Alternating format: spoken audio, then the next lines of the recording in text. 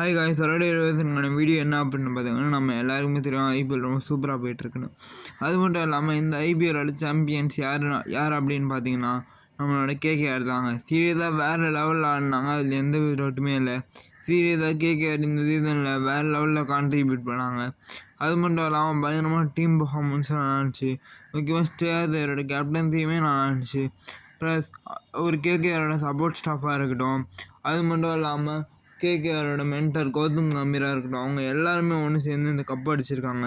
So கேகேஆருக்கும் KKR ஃபேன்ஸுக்கும் பயங்கர ஹாப்பியாக இருக்கும் இந்த சீசன். அது மட்டும் இல்லாமல் எஸ்ஆர்ஹெச் சும்மா இல்லைங்க, பயங்கரமாக பர்ஃபார்மன்ஸ் கொடுத்தாங்க. பட் நேற்றுக்கான மேட்ச்சில் அவங்க சரியாக பர்ஃபார்ம் பண்ணல. It's okay, it will happen.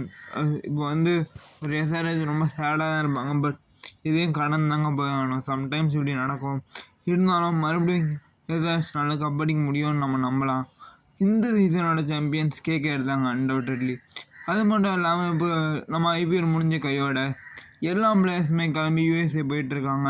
Indian team பயங்கரமாக அவங்களோட பயிற்சியில் ஈடுபட போகிறாங்க ஃபார் T20 வேர்ல்டு கப். இந்தியாவோட முக்கிய கனவு என்ன அப்படின்னு பார்த்தீங்கன்னா, இந்த வாட்டி T20 வேர்ல்டு கப் அடித்து ஆகணுன்ற முடிவில் இருக்காங்க. ஸோ எல்லாருமே ரொம்ப இன்ட்ரெஸ்டிங்காக ரொம்ப பயங்கரமாக எஃபர்ட் போட்டுட்ருக்காங்க இந்த T20 வேர்ல்டு கப்புக்காக. ஸோ பொறுத்து பார்க்கலாங்க, இந்தியா T20 வேர்ல்டு கப் அடிப்பாங்களா மாட்டாங்களான்னு. இதை பற்றி உங்கள் கருத்து என்னவோ கீழே கமெண்ட் பாக்ஸில் கமெண்ட் பண்ணுங்கள். இந்த வீடியோ பிடிச்சிருந்தால் லைக் பண்ணுங்கள், ஷேர் பண்ணுங்கள். ஏஜே கிரிக்கெட் அப்டேட்ஸுக்கு சப்ஸ்கிரைப் பண்ணுங்கள். By guys.